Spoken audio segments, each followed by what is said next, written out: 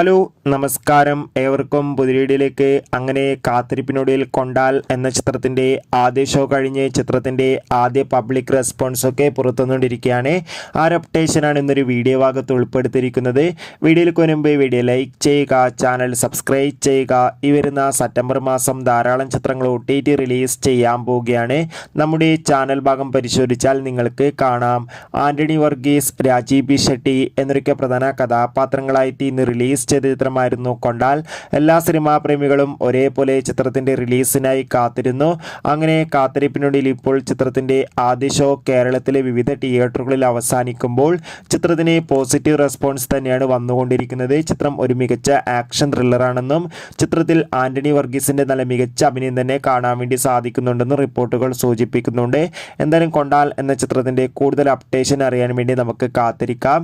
ചിത്രം കണ്ടവരുടെ അഭിപ്രായം കമന്റ് ചെയ്യുക. കൂടുതൽ സിനിമാ വാർത്തകൾക്കായി ചാനൽ ഇപ്പോൾ തന്നെ സബ്സ്ക്രൈബ് ചെയ്യുക. Bye bye.